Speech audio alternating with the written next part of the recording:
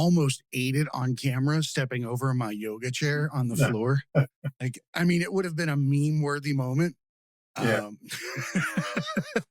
so, welcome to the Tragedy Academy, a show created to bridge societal divides in a judgment-free zone using candor and humor.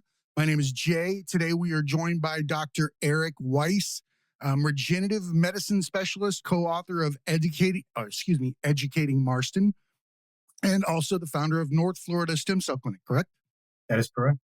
How are you doing today, Dr. Weiss? I'm good. How about yourself? Like I said earlier, living the dream, man. Yeah. No, I believe I'm living in an exciting time as well. It is an exciting time, right?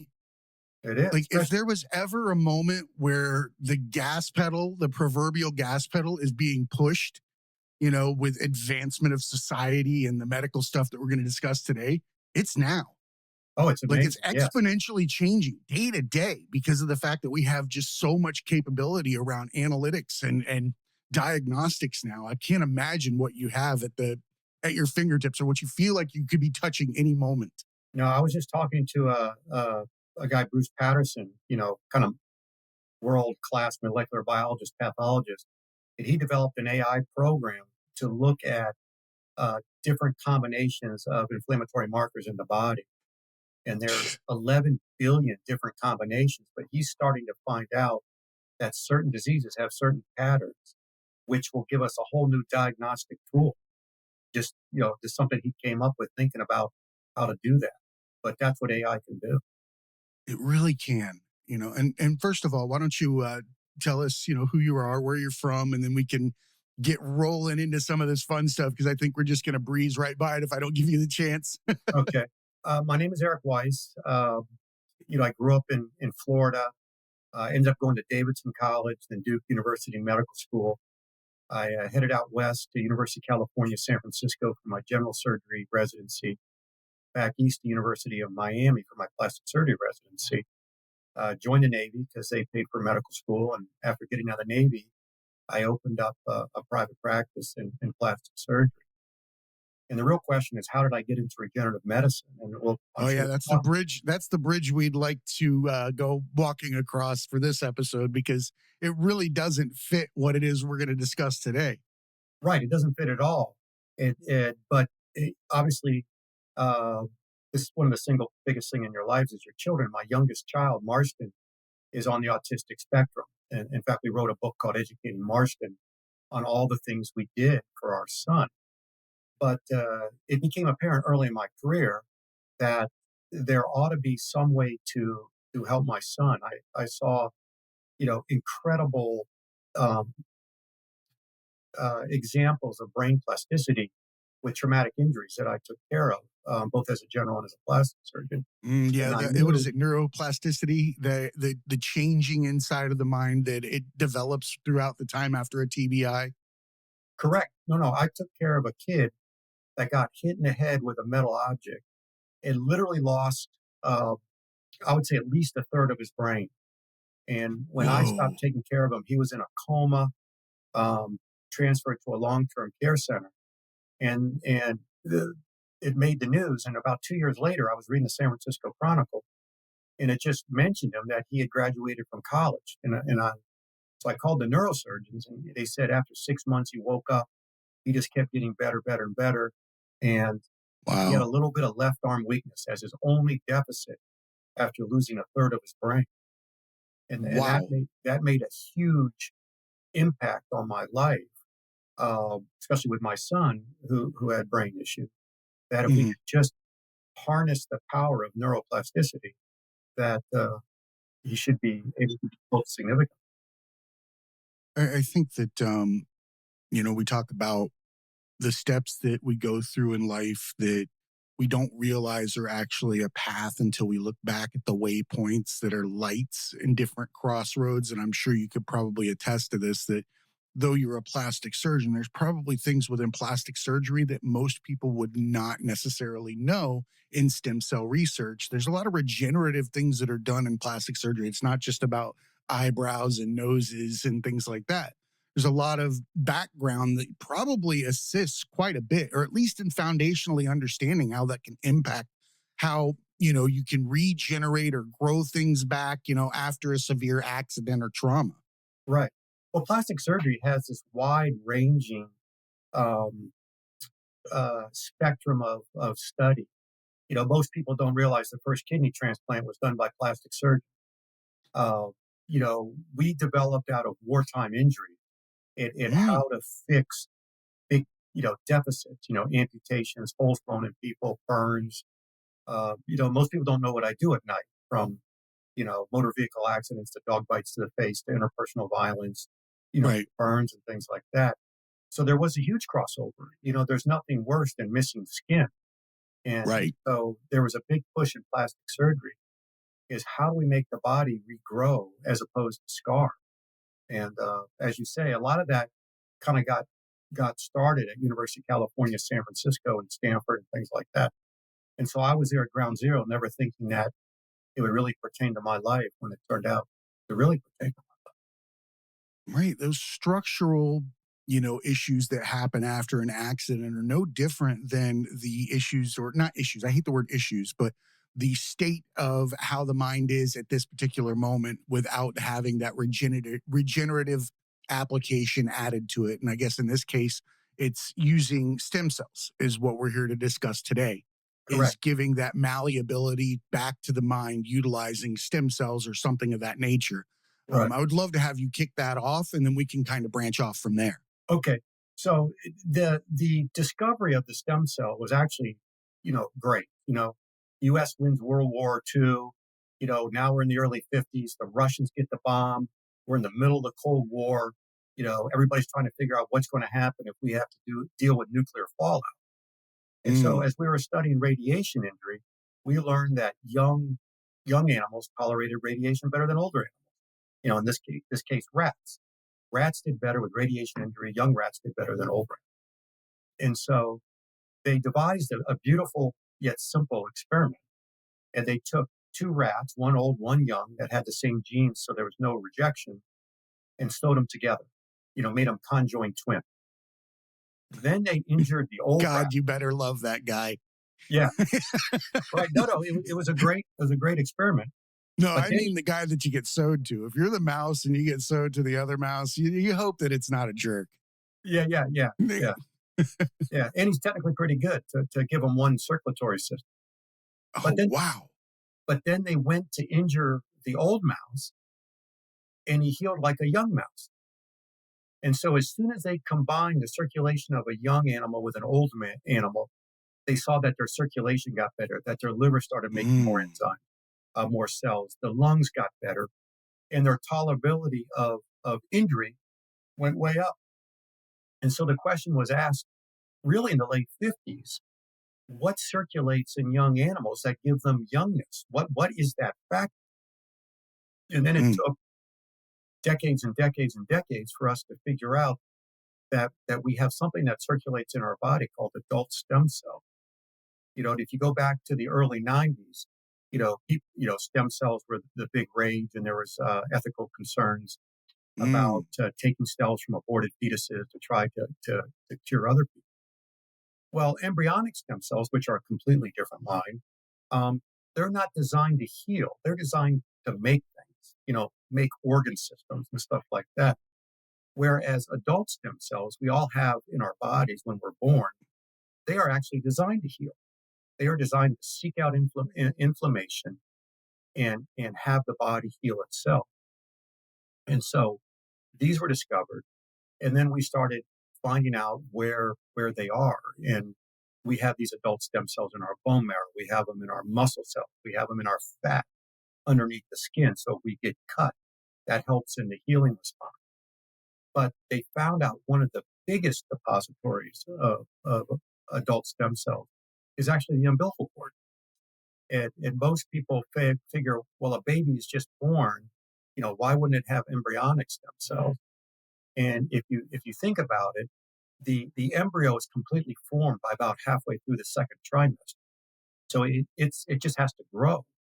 And mhm, so it's not forming new organs. And so that's when these cells kind of become adult healing cells, as opposed to let's make a heart, let's make a brain type cell. mhm. And these are a natural uh, uh, area to be collected because still even today, 99% of all umbilical cords are just thrown away. It's medical waste.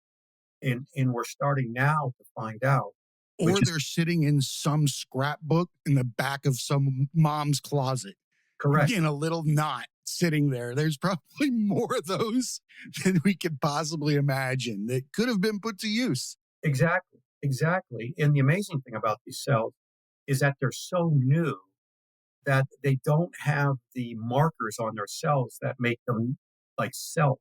So if you get like a liver transplant or a kidney transplant, you have to type it. You have to be specific so there's no rejection. Well, these Mm. cells are kind of generic, so they can be used for anybody. So you have this thing that's medical waste that's being thrown away every day, but has this incredible ability to heal. I like that it doesn't have any kind of limitations to the type of applications it can be used for with regard to diversity. Because like Correct. you were just explaining, that means anybody. That umbilical cord, which is pretty stinking long. I just had a baby like 8 weeks ago. My wife did. She Yeah. slapped me for saying that. Like she Yeah. had a Yeah. baby. I didn't have a baby. I was there at the Right. But beginning. Yeah. Yeah. yeah. But I can tell you that, there was a lot of cord that they had in their hands. It looked like my dad was measuring a trout when they, cut it out of there. So Yeah. Yeah. like that's a lot of cells that could have been Correct. utilized. And I hear you when you say this, and I like that you're delineating between what is the controversial piece that people are holding on to from the 90s, and I'm Right. not going to say holding on to. I respect everybody's opinion on how they view life and its existence. Not my business. I'm the guy that stays on my side of the fence. You do things on your side of the fence. I do them on mine. But in this Right. particular Right. case, But just we're not even looking into that. We're not even touching exactly. embryos. We're actually taking live medical waste. And so how do they process something like that? So you have all these stem cells in there. Right. They're So, ready to go. They box them up, they send them away to a facility. Maybe you can explain that, how that comes to be, into your hands or a facility's hands that can practice this. right. Right. So, um, and that's the thing. All these stem cells are harvested from live, healthy births. But a woman has a baby. She decides to donate her cord and the cord blood. It gets harvested in the birth suite. It has to be at the lab and processed within 48 hours. Hmm. So it gets boxed up, it gets FedEx to the lab, which this lab that I use is in Las Vegas, just because there's more direct flights to Las Vegas than about any other city in our country. I'm in Florida as well. I Yeah. can attest to that. And my other co-host that's on sometimes, Gary, he lives in Vegas, and we have hopped back and forth between there all the time. So you definitely have a line of older people in Florida that want to go to Vegas and sit there and slot Right, right, machines holding up the aviation industry. right. So the cord and the blood get shipped out, and then they genetically screen the mother, the father, and then they draw a bunch of blood on the mom, looking for HIV and human T cell leukemia virus, Zika, West Nile, Chagas, all the hepatitis, because obviously we don't want to transmit disease because this is a, Correct. a live cell extract. It's truly a transplant. You're taking a live healthy cell from one individual and putting them in another um, to benefit that person. So it needs to be done in a specific way. It takes about 8 weeks to gather all that data, and if all is good, and then it gets placed on a kind of a public board. Uh, Mm. Most people remember a few years ago, you'd always hear about some child needs a bone marrow transplant for leukemia and things like that. Well, you don't hear about bone marrow transplants anymore No, because you don't really. that's It because they used to figured be out how. like everybody talked about it. Who can do this? How are we going to get this person bone marrow? There's a million people being tested, Right. and it took forever. So how does that change this? They changed because only 1 in 7 people that needs a bone marrow transplant has a match in their family. So 6 out of 7 don't. Well, they figured out how to take these adult stem cells and make a whole immune system out of it. So now you can it's store bought. You just say, "Oh, Mm, little Jimmy has this need. Let's find something that kind of matches close to him," and then we're all, we just get it shipped from, a tissue bank in Seattle, and it comes in.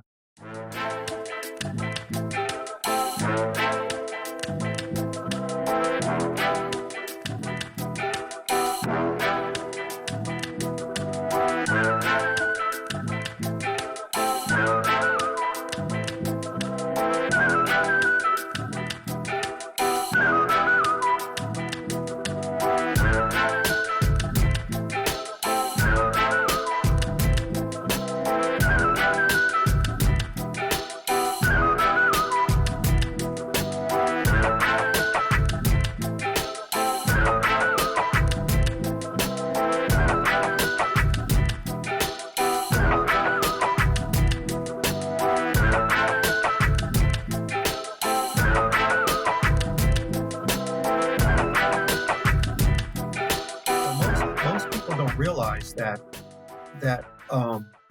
these adult stem cells are not new to medicine. They've been used in the United States for 60 years. They're approved for 80 different diseases. It mm, it it's just their healing or regenerative capacity was just discovered. And so it's kind of a whole new interesting. segment. It's like we've been using this for A, holy smokes, we can now use it for a bunch of other chronic diseases, B. And so that's what's exciting and new about it. And so the nice thing is we have a 60-year safety profile of this stuff. That is quite a track record in the medical industry to have that much time and work with that particular item. Um, Right. so I can see how there's a foundation to work from to step into this new era of medicine where we're getting to see that we're really able to care for ourselves from inside. I like that we're utilizing our own creation, our own, cells from within the child or the mother.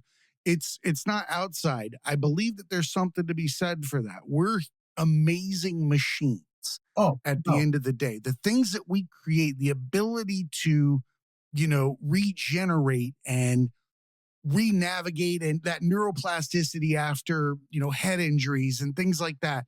And I think now I get on my soapbox every now and then because, we talked about coming into this new era of medicine and we have AI, right? Hmm.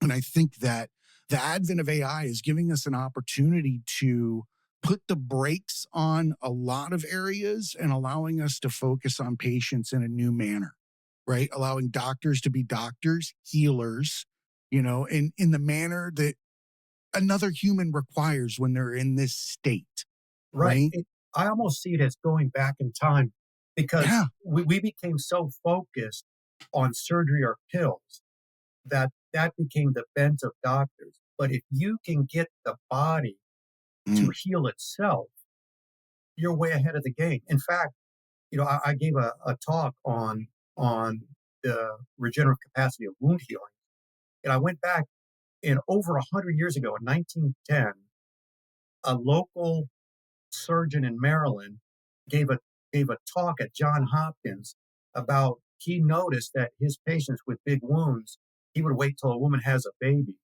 and then thinly slice the placenta and wrap the placenta onto this open wound, and it would heal like gangbusters.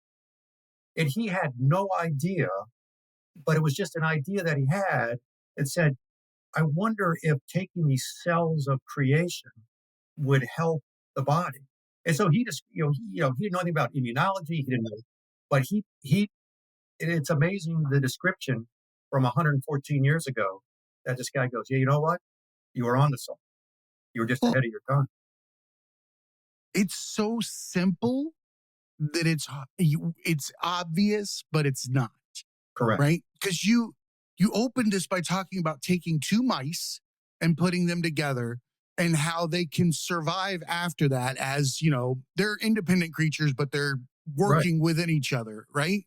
Hmm. So if you start with that, it would lend credit to the fact that it's simply combining, an open portion of a human with the exposed open cells of, those stem cells and just allowing them to be introduced into that entire process, giving it the chance to grow like it would if my son were to cut himself and I did. It'd probably look like, I'd look like I got hit with an axe and he'd probably be done in a week, Right. right? Exactly. Because of the age difference. Correct. Right. Correct. And now I have to like rub him on me anytime I have Yeah. Yeah. Exactly. a. Yeah. Does Sit on that the work roof. if you Yeah. rub your child on you? Do you get like Yeah. any of their? But no, it's incredible. And so, to bring this to my story, and most people don't know about autism, is, the rate of autism has been increased in the United States. Mm, In absolutely. 20, 30 years ago, it was like 1 in 5,000 to even 1 in 10,000. And now in the United States, it's up to 1 in 33 children born today have some type of neuropsychiatric illness, Mm. whether it's ADD, ADHD, I'm autism. a neurodivergent as well. Been treating for many, many years Right. with neuropsychologists and therapists and understanding that. So I'm with you on this. I have a lot of questions and theories behind how this is happening. It just Mhm. in my own mind, but I Right. think that there are so many more people, and I think that now that the advent of social media has its downsides, but it also allows us to see what's happening behind the eyes of all the other people out there Right.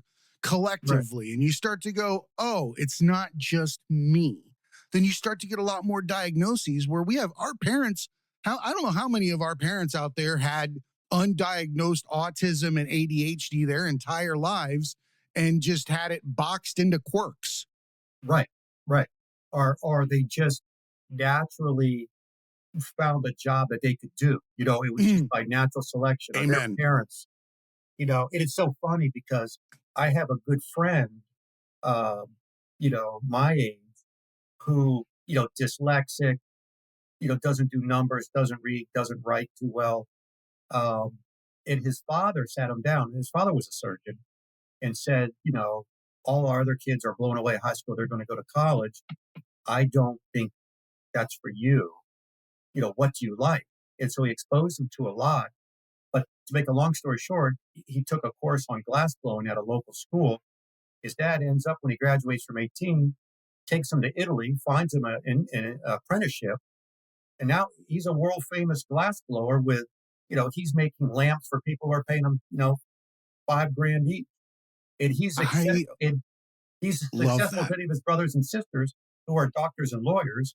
But his dad saw the issue and just fixed the problem. He goes, "You're not going to go to college because it's not in your best interest. Let's find you something you can work with your hands and your brains on."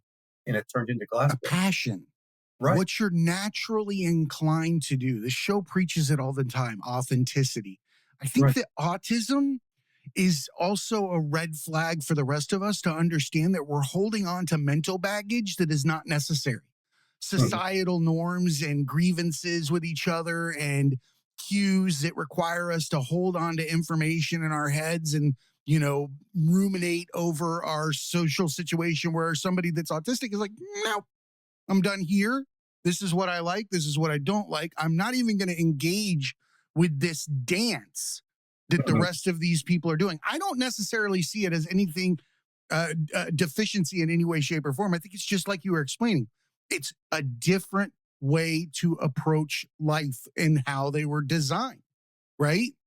In Yeah. my mind, that's how I look at it. Right. Well, I think that there that is good in its own right, but I also think that um, there are certain traits of autism which puts kids in danger, especially the ones that elope. 100%. You know, Most people don't know the leading cause of death for an autistic child is drowning, and Mm, that's because they elope out of the house and they get into the water. They get hit by cars. Uh, they- but anyway, there was a landmark study done, 2005, where they did autopsy studies on kids with autism. Look at their fresh brain specimens and found out that they all had brain inflammation in certain areas.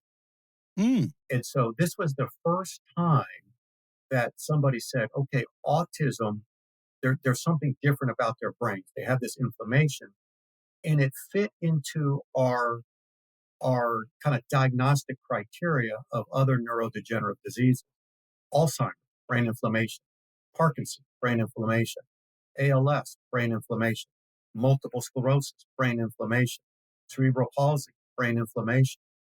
And so what they did was then they took laboratory animals, both mice and primates, and they induced brain inflammation in those certain areas. And they stopped talking, they started repetitive behaviors, and they started some antisocial behaviors.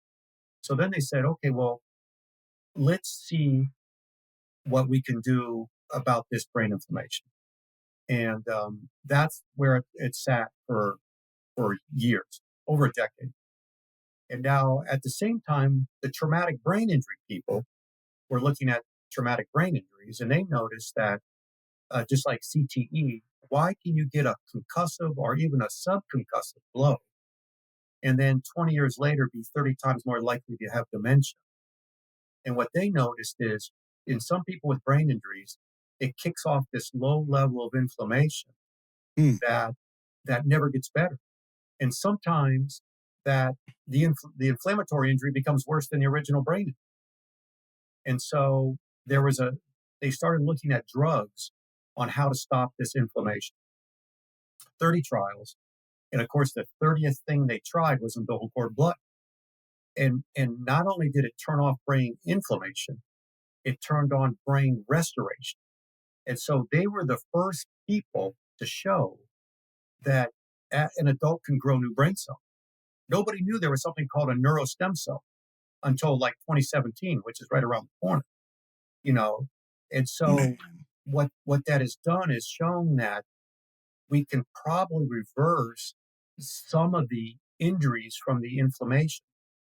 Because what this brain inflammation does is it takes away connections. It what we call pairs of it, not PAIR, but PARE. It snips Does it connections. like fragment your executive functioning kind of? It seems like it's Exactly.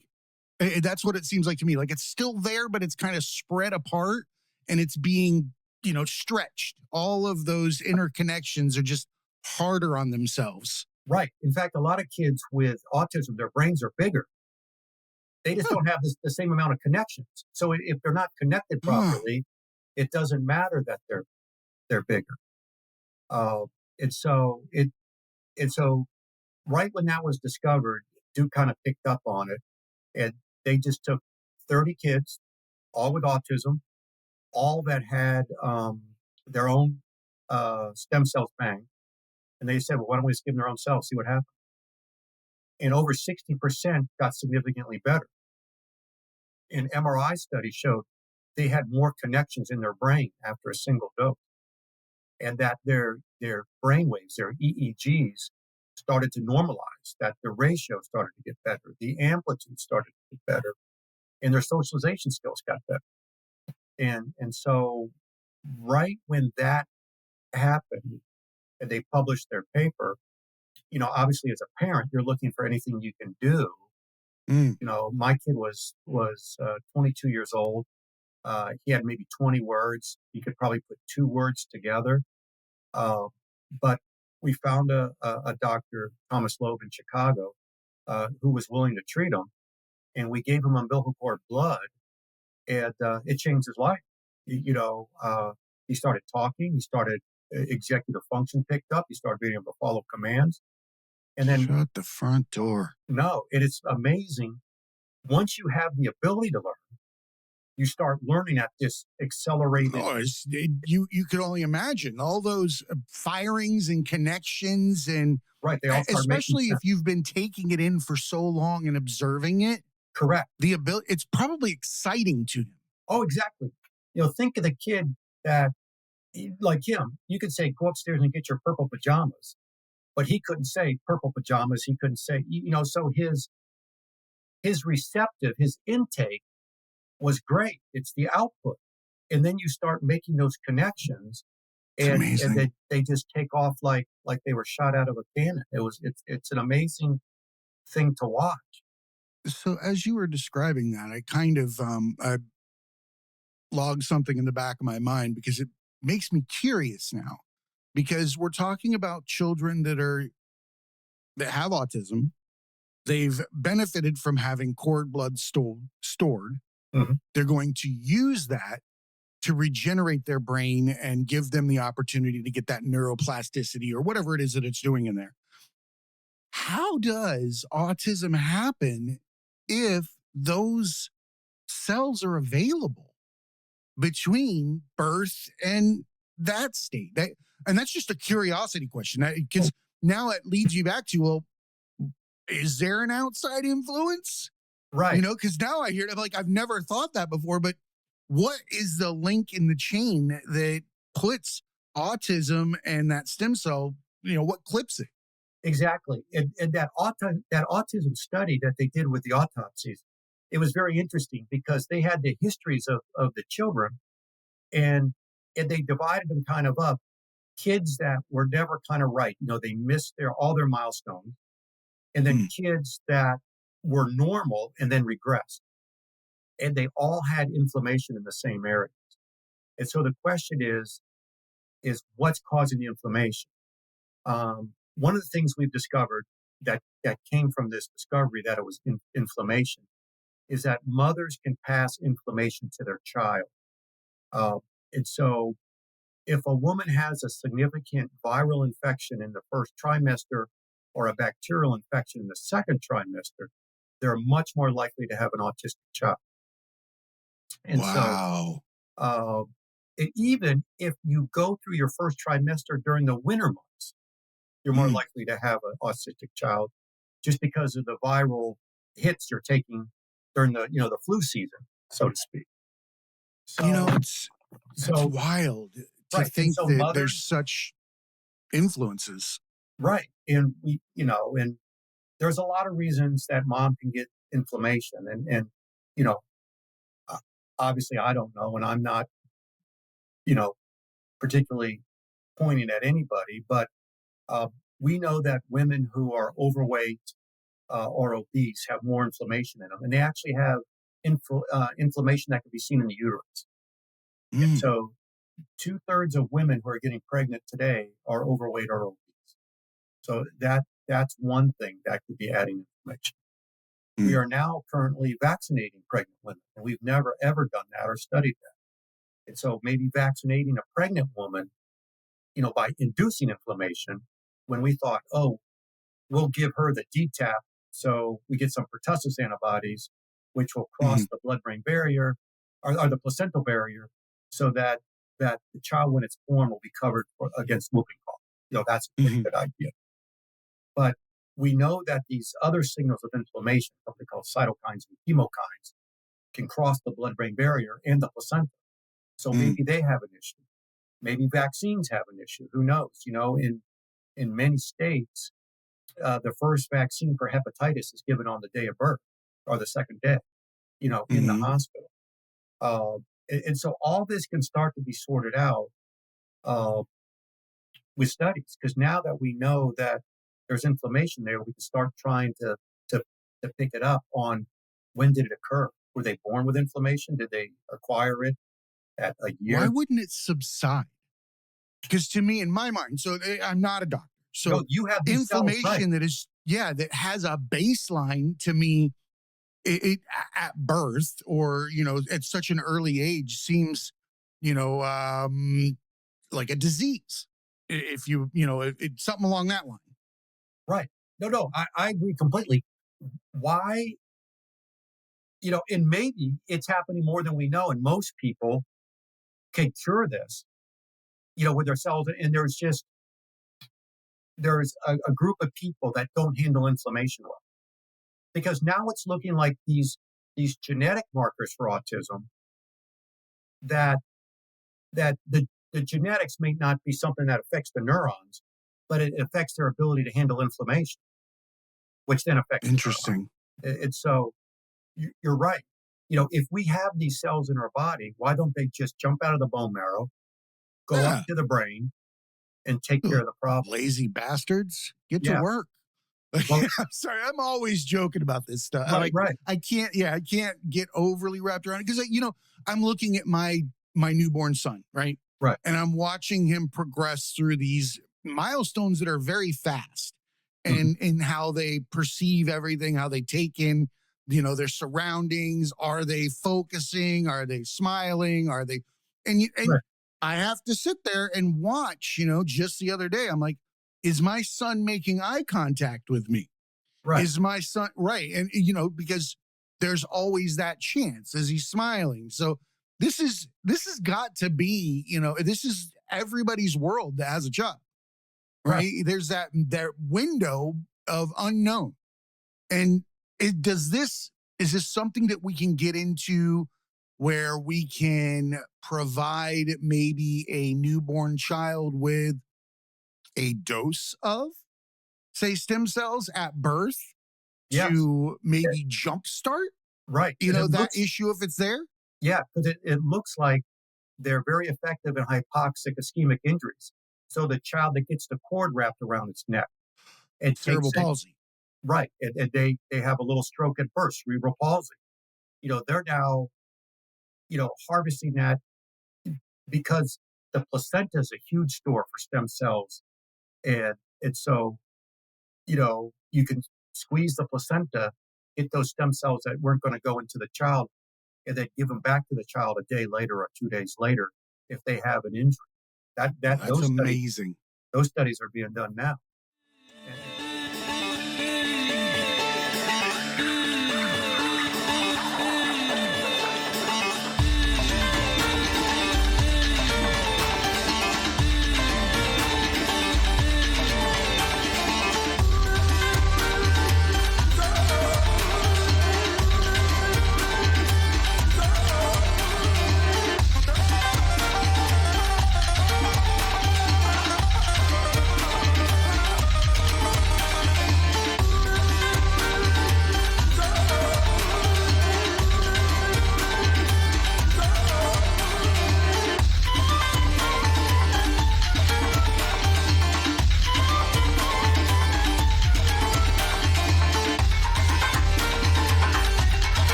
And and so this stuff is so new because it was just found out that it helps brain inflammation right before this pandemic, which kind of shut everything down. And so it's getting back up again. My Um, dad has Parkinson's, so you're hitting on a very sensitive subject to me because I know that this is stuff that he could benefit from oh, without a and doubt, probably could have been benefiting from for so long. exactly. Um, and Parkinson's is interesting, but the Parkinson's literature is starting to look at stem cells very, very closely, and it looks like there's a significant benefit from something that's pretty benign. Um, there's a the stem cell they think does the heavy lifting in Parkinson's as well as autism is something called the mesenchymal stem cell. But there's another cell which appears to be effective in Parkinson's called the hematopoietic stem cell, and they tend to work together. But no, it's nobody wants to have a neurodegenerative disease, but Mhm. now it's exciting. I mean, UCLA just did a study where they injected a product called Lomacel B, which is essentially a mesenchymal stem cell product, into a bunch of people with Alzheimer's, and they saw inflammatory markers starting to go Oh, it's like down. watching Cocoon. Right.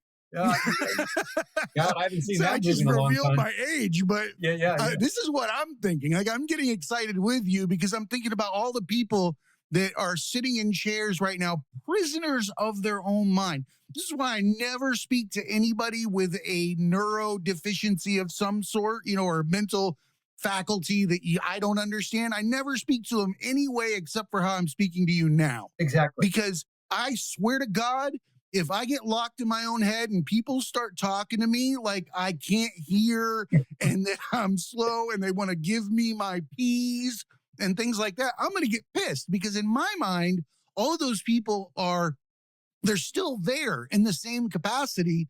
But like we were explaining earlier, it's those spaces between the executive function.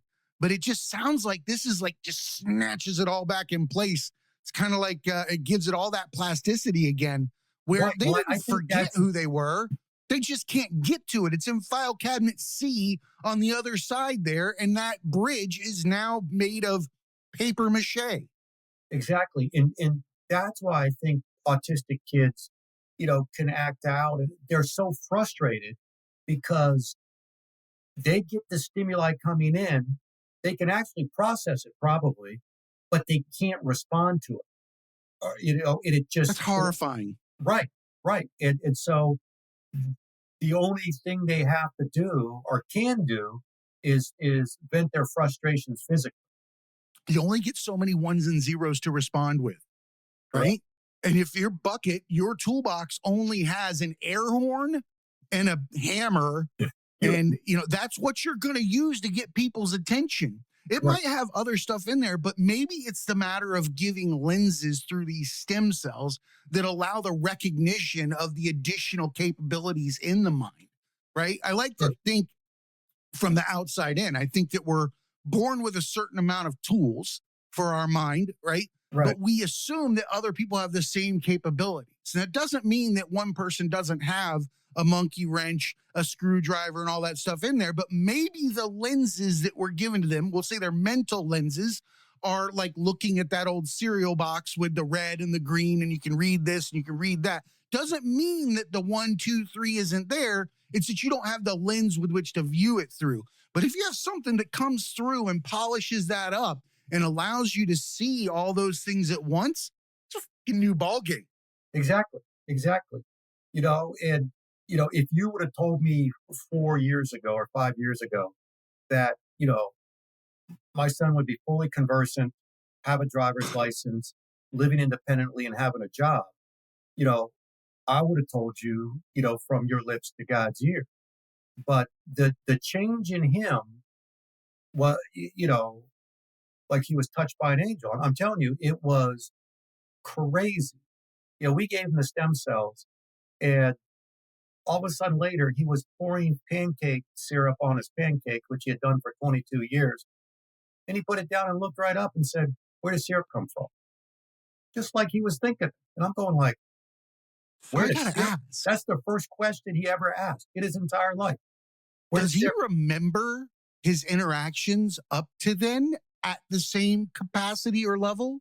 I'm just curious. Like, is he like, look, Dad, all this time when you thought I didn't know this, I was sitting here and Yeah. I But was no, but letting you but say this, but I just exactly. couldn't respond. And it was interesting because it showed a higher level of function than I gave him credit for. And I'm his dad because he goes, "Is it a recipe or is it just like naturally occurring?" Like he wanted to know if it was made or Holy moly. He went way past what your initial thought would have been.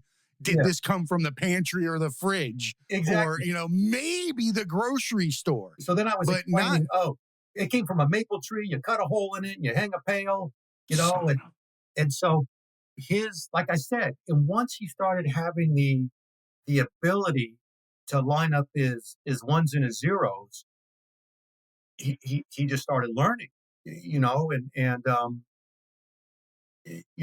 don't know if I can say the F word on this, but Please say the F word. That's okay, all. Like, it's called the Tragedy Academy. And oh, okay, thank you for your service. I was in the Army as well. So I have oh, no problem dropping the F bomb like okay. nobody's business. But we didn't tell any of his siblings or any of our family that we did this because people think you're kind of crazy when you start doing this stuff. Mm. And then my niece Carly called me and says, "What the fuck's up with Marston?" And I go, If I want Marston to be aware of this and just kind of in on a joke with these people, like going, yeah, so I'm just gonna say some shit to him one day, and they were not gonna know what's coming. right. And so I go, "What is he wrong? Is he okay? He's upstairs. Let me go find out." He goes, "No, he just called me on the phone." And that was the first phone call he ever made. And he goes, he asked me about my boyfriend. And I said, and this was his It's closest cousin, amazing. She was 1 year older than him. He spent a lot of time with her. And, like how normal is that? You going, "Hey, you still hanging out with that guy?" That type of thing. And Personality. right. And so that was the first time we knew there was definite change because we had given him a cell phone just in case there's an emergency. And, we didn't, once again, it's hard to understand. You don't know what his intellect is if you can't get it out. And so we have one of those phones where You press the little picture of mommy and daddy and it calls mommy or daddy. You click the picture of home and it calls home, you know, Right. and, we didn't know that, that This goes back to the point that I was making earlier about please don't talk to me like I'm a third grader exactly. when I have some kind of mental issue that I've gotten myself into, or that from a TBI or whatever, because my fear is that Right. I'm in there looking for an adult conversation and you're Mhm. talking to me about here comes the airplane. I'm not Yeah, good with that. exactly. Exactly. And yeah, these these substances, and we're talking about autism and neurodiversity and brain injuries, but this stuff has been shown to regrow articular cartilage. So if you think of how many people have knee injuries or shoulder injuries, and you can get The VA should just have a vat of this shit sitting right, behind the right, building that exactly, you dive in. right. And if you think that the anti-aging capacity of it, because it looks, and these things are amazing, in how they work. I don't know. Have you heard of something called paracrine activity? Paracrine activity? No, I haven't. Right. So these cells, they circulate in your body. They have the ability to sniff out inflammation, like a dog. They migrate to the cell, and then they secrete a product called an exosome. And then that exosome floats to the cell that's inflamed or not working right.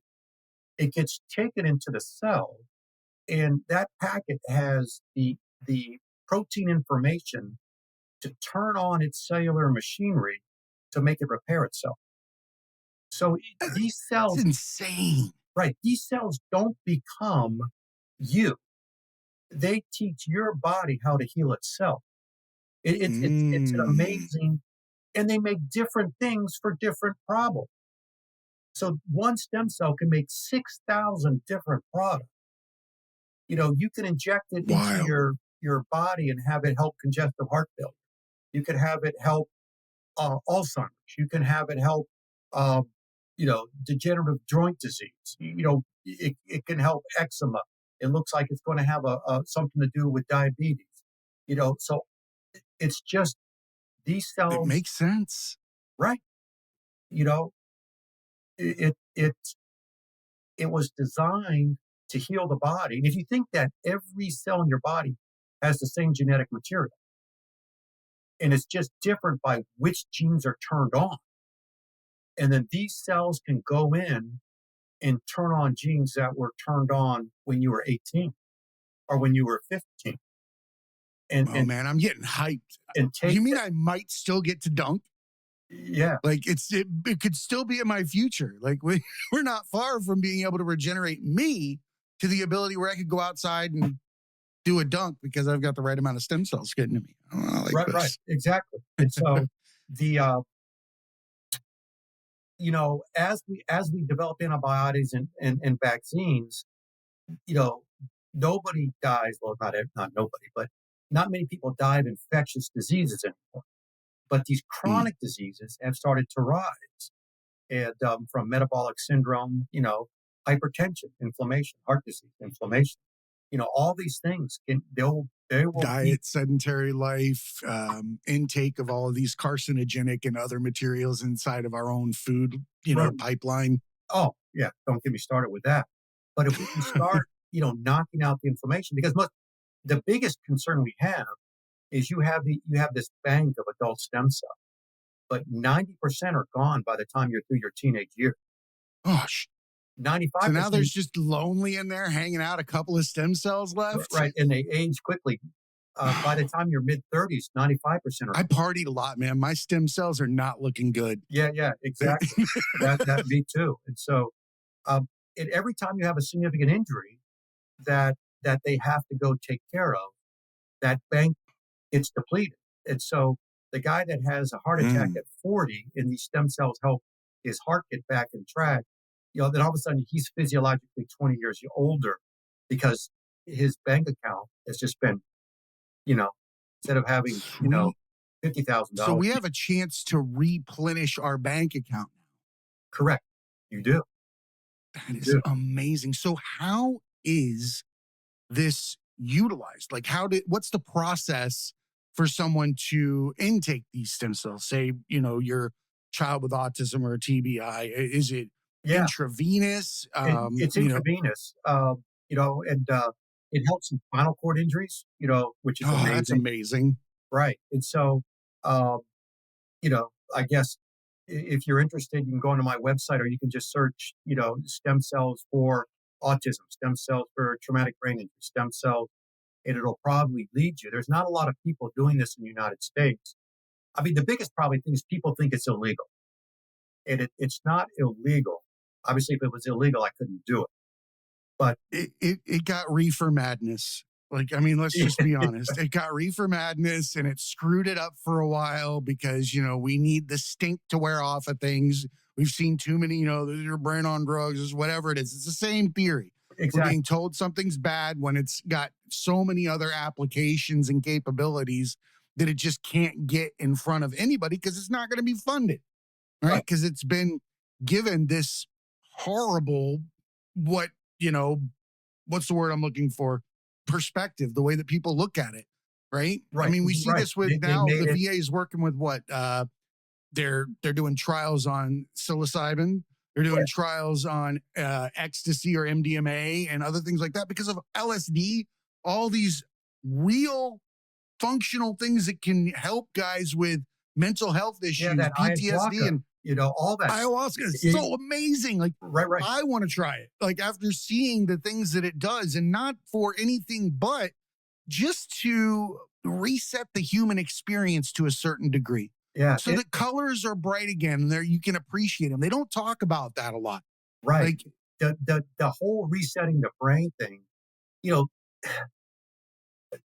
depression and mental illness, um, you know, it, I think it's going to take off with this. Not only the stem mm, cells, but I think that from the LSD, even mhm, you know the electroshock therapy got a bad rap because of a lot of mm, things. And back in the day, they would shock people and they would convulse, but nowadays, we put them to sleep and you just shock them. And I did psychiatry when I was a medical student, and I had people profoundly depressed, catatonic. And I remember this guy got electroshock therapy 2 times.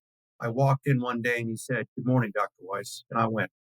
It's the first thing he son said of a. in 2 months, and so uh, and I think that led to other things about resetting the brain, but LSD, psilocybin, It's a reboot. It's a certain amount of reboot because we take on so many layers of mental health and depression issues, layer upon layer upon layer, that we don't even realize we're holding against ourselves. But when you get that moment to reset, it's kind of like getting all of your lenses cleaned. And that you right, get to look at life again and realize that you were the one fudge fingering them to begin with, right, right? That's the cool thing that comes out of ayahuasca or something like that, is that not only do you get them cleaned, you get to realize that you were the one effing them up the whole time. exactly, yeah, self-realization. Um, yeah, no, A but lot to be said for that. yeah, yeah, no, I think that that is an exciting path. It's so My wife and I, we were, you know, every good story starts. My wife and I were in a bar, and there you but go. yeah, but we were eating breakfast. It was early, um, and this guy was sitting by himself, and the tables were real close, and we just started talking to him, and it turned out he was a psychiatrist from San Francisco, and he started mentioning this, and that's right up my alley. And then we became best friends, and he kind of scooted over, and he was looking at all this stuff, and to actually have an expert, in the field, start talking about, what he's seen and where he thinks the literature is going on depression and mental illness and just resetting the brain. Uh, it made my day just listening to him What talk. do stem cells do for mental health? I Like, think what people is are it? looking. Is there an application beyond autism or a TBI, things like that? Like, because there's got to be.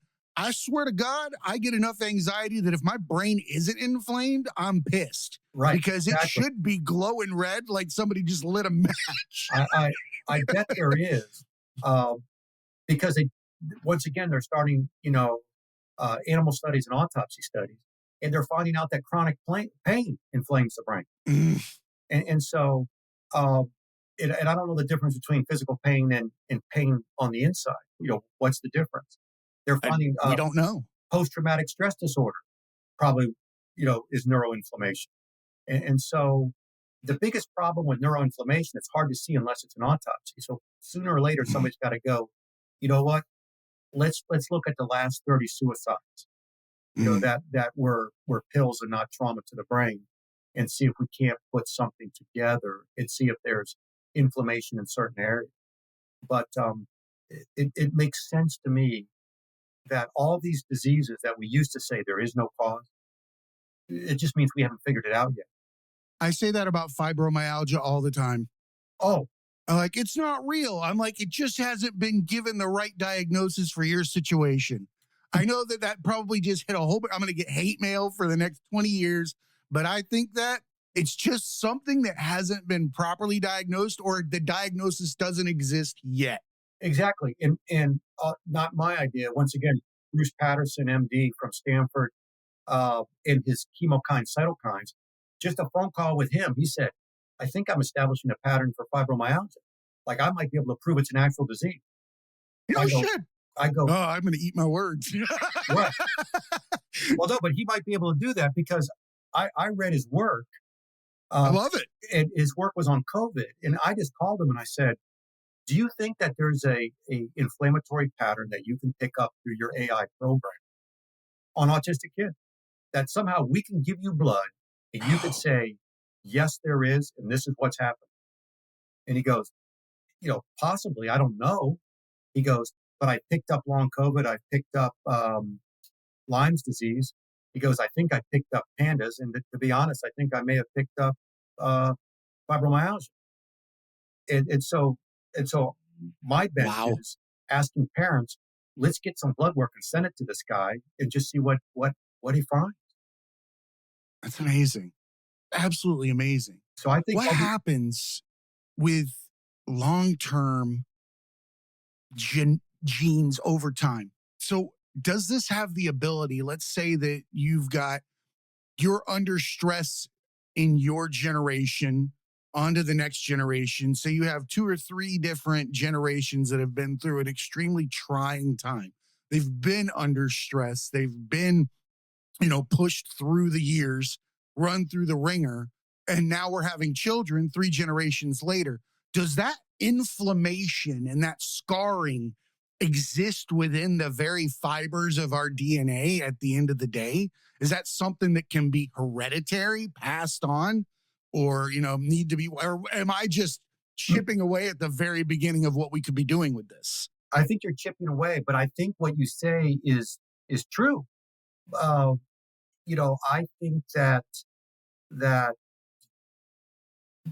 the very fiber of us is changed, and whether we pass that on you know to the next generation by we set up an environment where sins of the father go to Right, sins of right. the kid, or that it's truly in their DNA that we've passed on things we don't want to pass.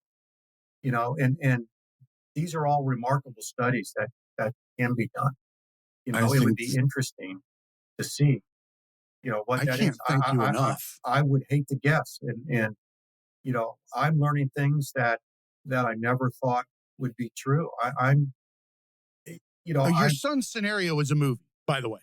Like, I don't know. Have you been approached yet to have this become a movie? Because your son's story is nothing beyond inspirational and miraculous oh, and also educating at the same time. It right, was you and your wife that wrote the book, correct? correct. Well, she wrote the book. I wrote the middle three chapters on stem cell, but Hey, sh right on, man. but she has an inspirational life because she's the sibling of a special needs child that her younger Mm, sister, who she saw her mother take care of and she had to take care of.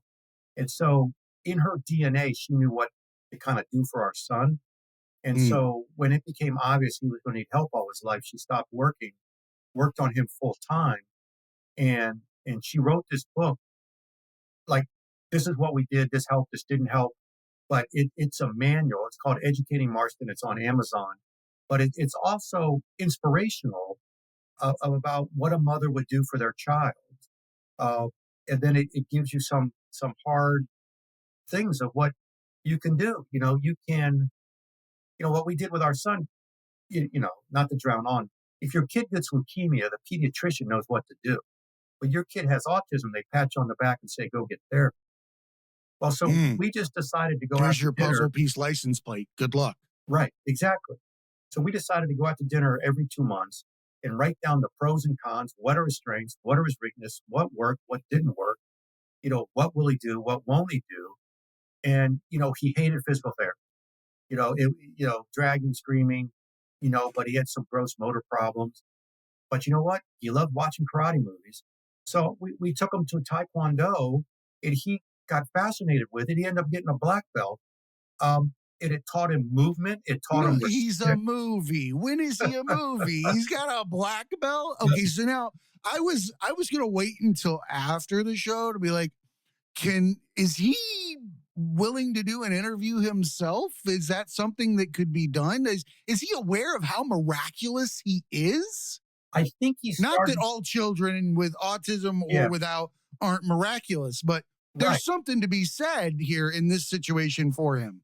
right, You said he has a job, he drives. correct. I still think that there's some cognitive issues. Um, Mhm. when he had a brain injury as well at birth. Um, so, it's interesting because once again, once you start to learn, you have the ability to learn. And he works at BJ's, and at first they said, "Well, just empty the garbage and bring the carts in." And then he did that really well, and they said, "Well, let's, can you rearrange and sort the TVs?" What? Then he's doing that now. And so my job is, then Amazing. I want him unloading the trucks.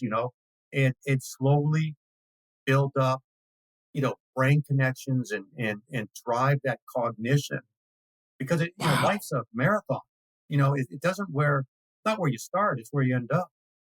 100%.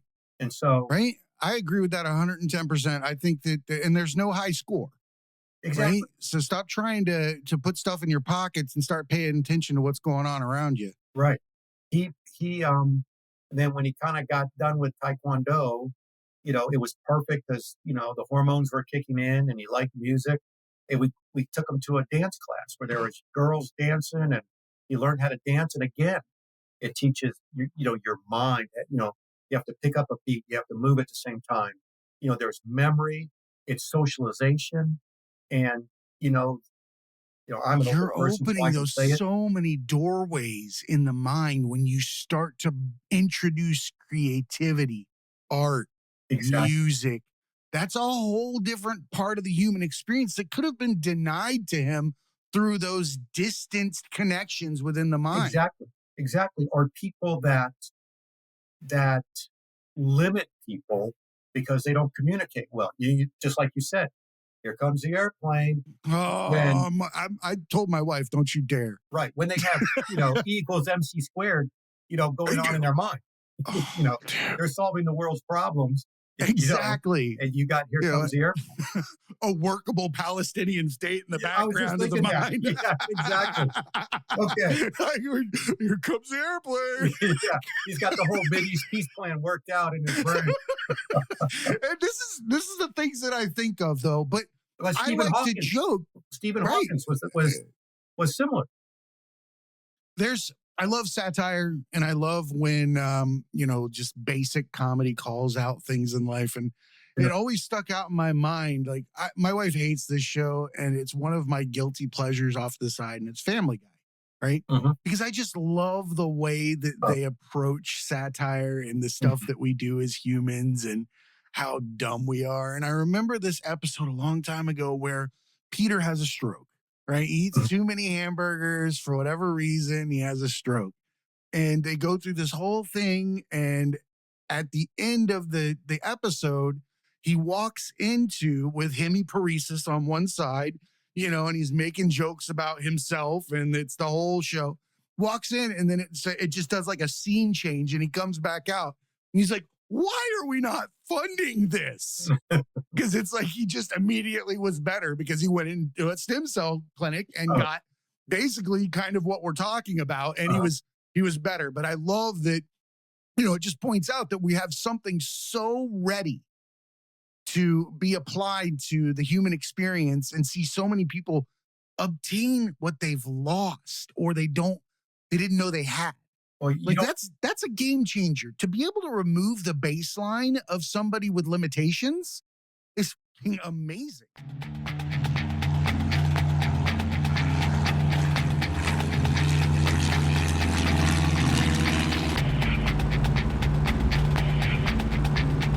What you waiting for? Go, go, go!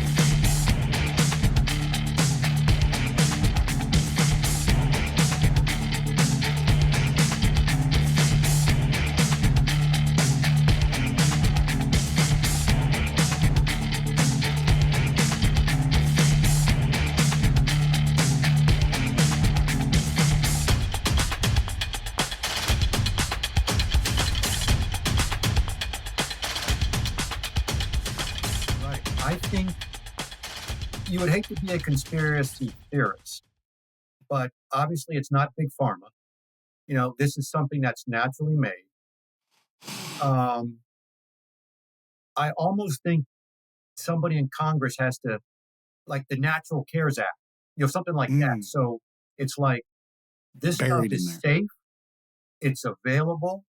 And luckily, back to what people think is we live in the free state of Florida, as I like to say. But, Hmm. our Surgeon General says the FDA regulates drug companies.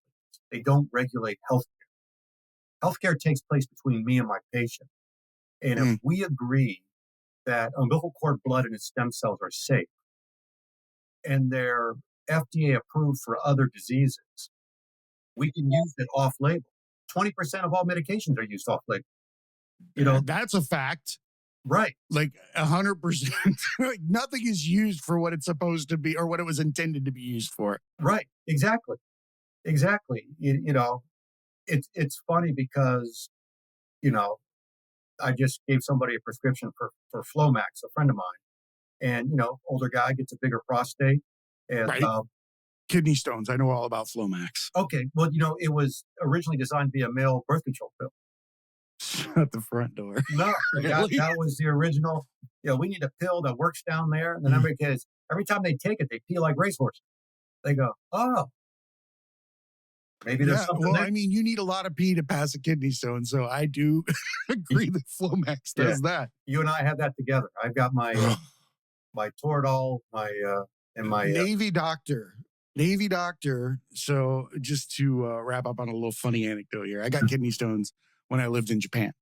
And I had like 20 something. I went from 0 to 20 something, and they had me in a Japanese hospital. Yeah. I was like, son of a bitch. It looked like asteroids in there. They did like lithotripsies, uteroscopies. They had like the whole sonic whatever. And I remember going back to my unit, and I was supposed to go back in like a day or two or a couple of days because they had put stents in my kidneys. Right. And I'm like, okay. sounds like I'm going to go in and have a procedure. They're going to knock me out. Right. I get a buddy to get in the driver's seat or, ride up there with me. I'm like, all right, they're probably going to put me under because they got to go through, Jim and the twins Yeah. to get there. And I remember going to this Navy doctor's looking at me and I'm looking around. I'm like, it's just me and you, and I'm like, so when do you put me under? He's like, no. He's like, we're just going to numb it. And I was like, hold on a minute. You're going to do what? He's like, yeah, we've got, basically pulls out, now this is for all you people that aren't doctors. He pulls out, looks like a tube of effing Ambisol, and just, we're going to put it on the end here, and then grabs that tool from, what was it? Schwarzenegger used in Total Recall to pull his, tracker out of his head. And, he told me, he looked at me, he's like, no, just get up on this table here and put your feet in the stirrups. And we're going to go in and grab them. And he pulled out that grabber tool that grandma uses to pick up her Coke that's too far away and shoved it down there. And he whipped it out like he was starting a lawnmower. Like, it was so horrifying. No, the same thing happened to me. Navy doctor. I had a stent in, and I'm a surgeon. This is supposedly a friend of mine. And supposedly a friend of mine. I like that friendships are over now. And I go, Mark, let's just meet at the surgery center tomorrow morning. I'll get the other Mark to put me to sleep. And then just take it out. And he said, well, don't be a pussy. I go, I'm not being a pussy. I just know a better way. Yeah, right. We have the technology. Yeah. God made anesthesiologists for a reason, and exactly. But he browbeat me into it. He did the same thing. Just me and him. Sit down, put your feet up. It'll only hurt for a second. And I go, no. He didn't talk about your pride. Yeah, and I know. All the things in between. I need stem cells to fix that experience. Exactly. or electroshock therapy. That's right. Amazing that we both had our stents removed to our penis. Oh, God, it's the worst. I had it multiple times. My wife was in the room once, and she felt bad for me at the end of it. She was like, dear God. I was like, see, I told you, this is not cool. Yeah, no problem. Dr. Weiss, you are an amazing human. I love when I see people start a path in life and then hit that waypoint that requires a new view on what's important or what's going to give them happiness. And that happiness is fostering the love of your family and getting them to the ability to enjoy the full human experience. And you can see that your wife and yourself really dedicated that time to your son. And that is, in and of itself, its own lighthouse. Because a lot of people are in this situation and they're going to hear what you're saying, but I want them to take a moment and pause and hear things like, we went to dinner twice a week and we talked about what worked and what didn't.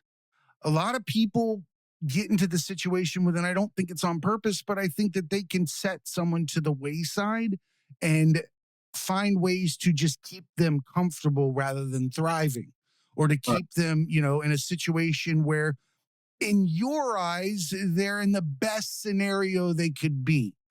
But that's not necessarily the only thing for them in the cards. So when you take that time and then you talk about it on shows like this and you develop different processes and, different methods with which to help these people, you're being a lighthouse, you and your wife, and you're showing other people the way. And you're also utilizing some really cool steps on the path there. I appreciate you coming on the show, sharing this. And I want to give you the opportunity, tell people where they can find your website, where they can find you, and maybe where they should start their own journey to look into this as a method with which they can help their own family or self. Okay. Well, my website is northfloridastemcells.com. And love it. Easy. I still call every patient. Any family that calls me, I'll call you back. And we'll just set up a phone consult, because I truly believe we're both, members of a club we didn't want to join. You have an autistic child, I have an autistic child, or however we're going to use the stem cell. And I'll just sit down like back in the old days, and I'll tell you the pros and cons and how we would do it and how it works. And it doesn't work in everybody, but it works in the vast majority. And I'll tell you some of the successes we see.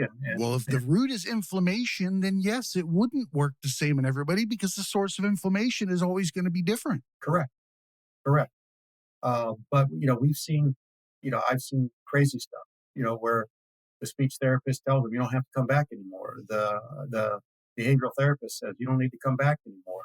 The special school says you can go to regular school now. And just Is this attainable for everyday people? Is this insurance covered? I forgot to ask this. Yeah, no, it's not insurance covered. Before it can be insurance covered, it has to be FDA approved as opposed to off-label. But several people have already applied for something called an investigational new drug license to work through the FDA. Now, the average time for just a new drug is like, let's say 17 years from discovery to FDA approval, which is crazy. But amazing. like I said before, there's a 60-year known history of using this stuff. So I don't think it's going to be nearly that long because the safety profile is already known. And one of the things the FDA asked, is this better than anything currently on the market?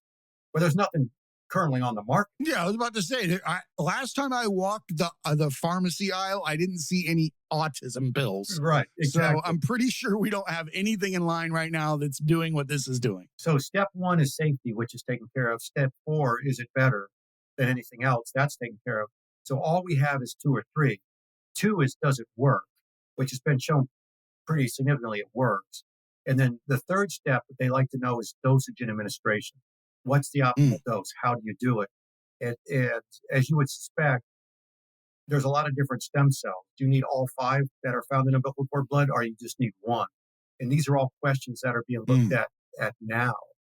But I'll talk to anybody, and if it's something that can be done, we'll get it done.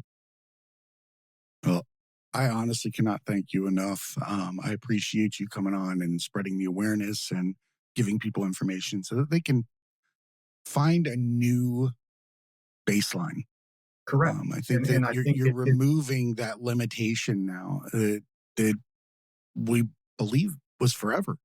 Correct. Right.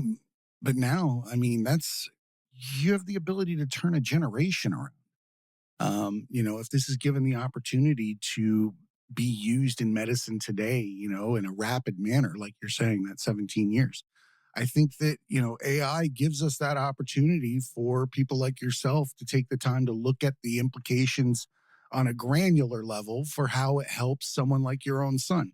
If you're sitting around in the diagnostic chair over and over again, filling out documents for this, that, and the other insurance company to get things taken care of, then, you're not able to make discoveries like this. AI gives that opportunity for those mundane, stupid tasks to be taken on by a machine, and then it allows doctors and nurses to be medical professionals Right. to help. No, to I see it heal. as this.